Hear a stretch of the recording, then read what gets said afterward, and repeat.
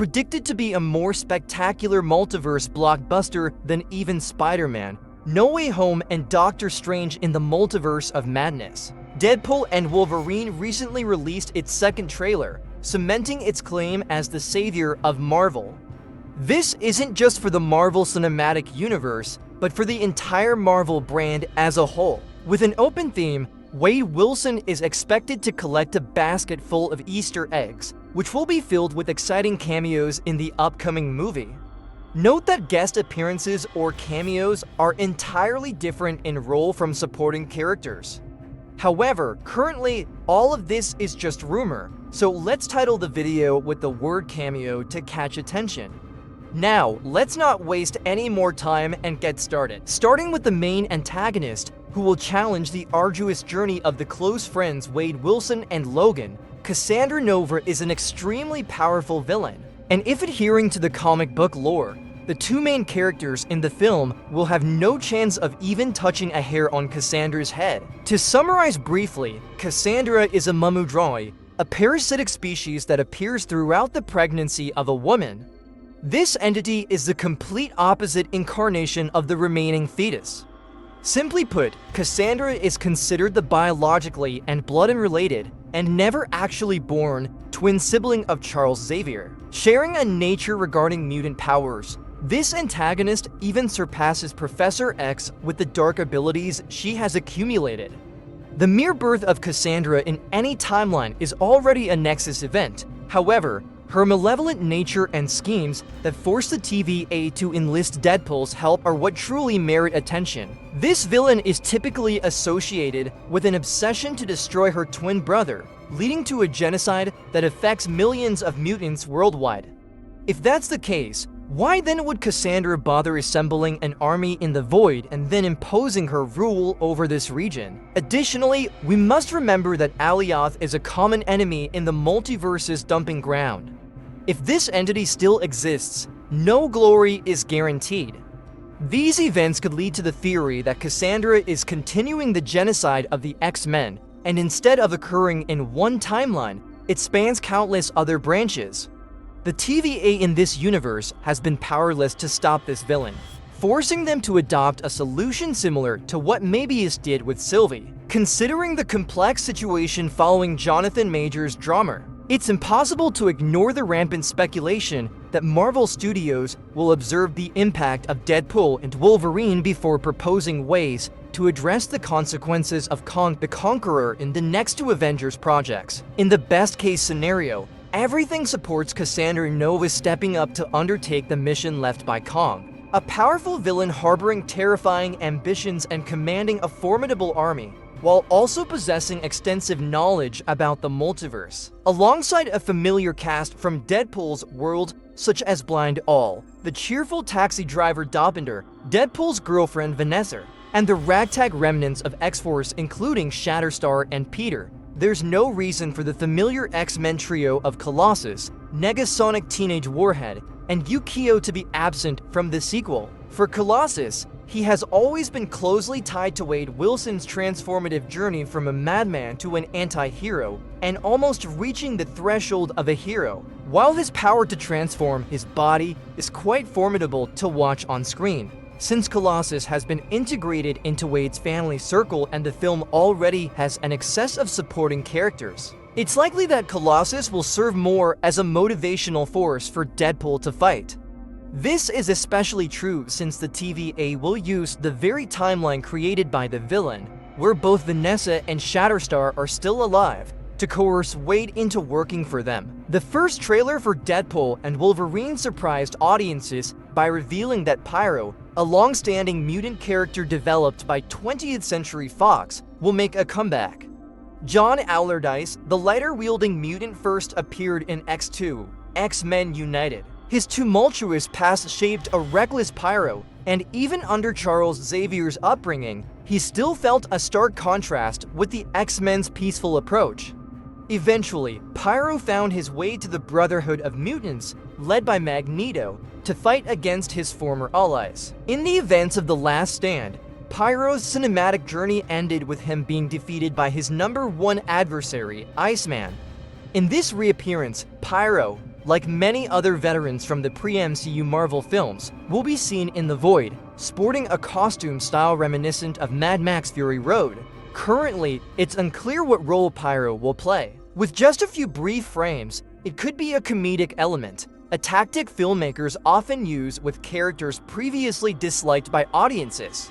Or, more ambitiously, this could be setting the stage for Ian McKellen to return as the leader of the Mutant Brotherhood, a point we will delve into more deeply below. Besides Pyro, another member of the Brotherhood of Mutants confirmed in the trailer is Callisto, the leader of a small group of outcast mutants known as the Omegas, and often associated as a rival of Storm on screen. In their last encounter, Callisto was fried by the Weather Goddess, so it is possible that a Nexus event has brought her to the Void where she might surrender to Cassandra Nova in a changed ending from The Last Stand. With origins deeply entwined with the beloved Wolverine, Sabretooth was initially just a thinly developed character, but gradually became significant in the X-Men series. Tyler Mane first portrayed this character in the 2000 film, depicted as one of Magneto's muscular henchmen. Later, for the sake of Logan's origin story, Victor Creed was reimagined as Logan's half-brother, possessing mutant powers nearly equivalent to Wolverine's. A few months ago, behind-the-scenes photos revealed how Tyler Mane's Sabretooth would fight Wolverine. Unfortunately, with only a limited guest role, it seems he was quickly decapitated by Wade Wilson, who then bragged about it to Logan as if it were a great feat. Quill, one of the least recognizable mutants on screen due to his ordinary appearance, is another character brought back from the 2006 X-Men movie. With the mutant power to grow porcupine quills from his body, most notably from his face, Quill can use these sharp quills for both ranged and melee attacks. A rather dull ability and even less notable when fans are only concerned with the fact that Quill, not Kamala Khan, was the first Inhuman-turned-mutant portrayed in live action. The rest of the Omegas, relocated to the Void to serve under Cassandra Nova, includes Arclight Mutant, who can generate powerful shockwaves from her hands. However, she met the same fate as her teammates when Zhang released the Phoenix once again at the end of The Last Stand, among the personnel gathered by the bald villain. The most notable mutant is surely Azazel, a devilish figure with the ability to teleport instantly, and also a member of the Hellfire Club first appearing in X-Men First Class, despite a memorable debut.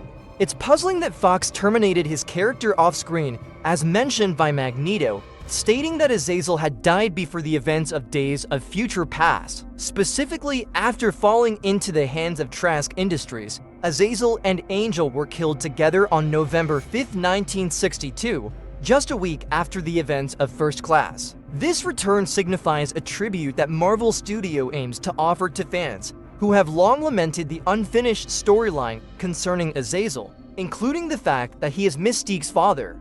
With his inherently not purely evil nature, this Red Devil is likely to switch sides again, provided the call to do so is persuasive enough. An old adversary will continue to challenge Logan by the name of Lady Deathstrike, a female version of Wolverine created by Colonel William Stryker to serve as a living weapon. Portrayed by Kelly Hu, Lady Deathstrike has previously troubled the entire X-Men team until Logan cleverly injected her with adamantium directly into her body. She briefly appeared in the trailer, confirming long-standing rumors about her cameo role. Naturally, she is also constrained by Cassandra Nova in the film, and the scriptwriters are unlikely to have the leisure to change her role as the Executioner from X2. Toad is one of the first mutants introduced in the Marvel Comics, closely associated with Magneto and the Brotherhood of Evil Mutants. Contrary to his glory in the comics, so far, this character has only appeared a few times in the X-Men series as a mere henchman.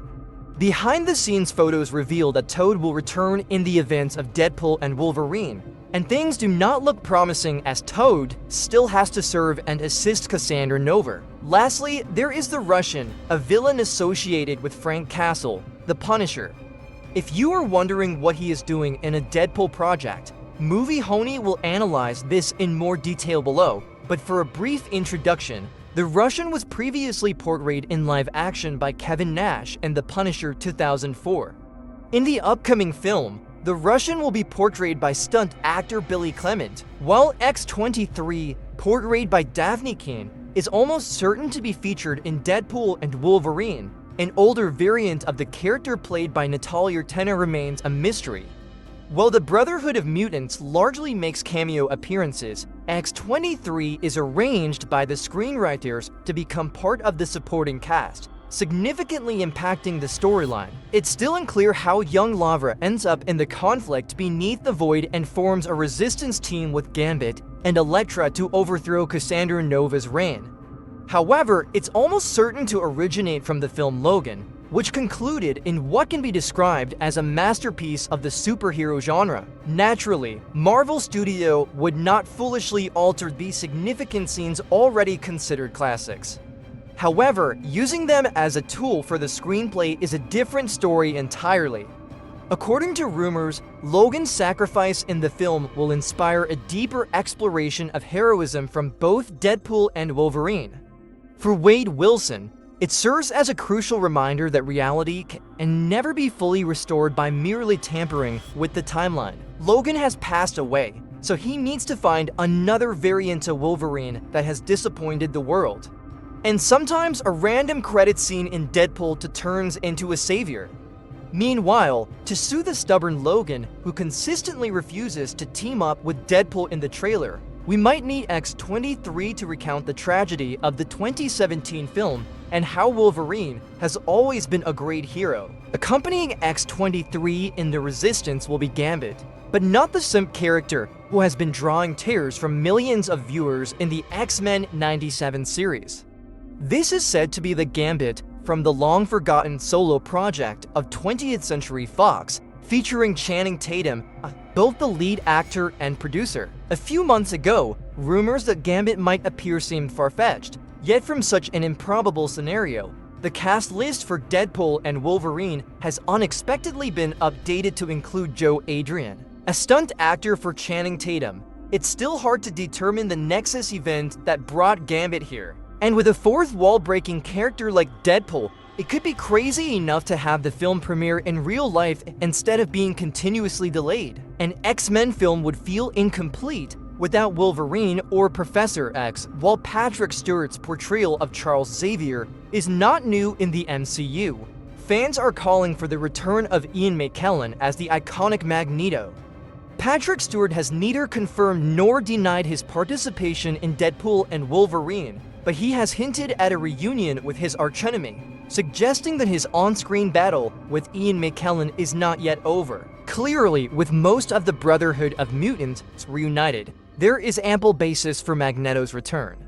However, we must also question how this ties into the journey that the main characters are undertaking. From the moment Hugh Jackman announced his return, rumors of a comeback have swirled around the veteran X-Men cast, specifically Cyclops, Jean Grey, Storm, and Rogue. Unlike the majority of his teammates, who publicly used templates that Andrew Garfield once used to deny participation in No Way Home, Halle Berry has been relatively quiet. Storm is an extremely popular mutant, and even if she were to make a cameo, it is certain that any scene showcasing Aurora's powers would still steal the spotlight from anyone else on screen.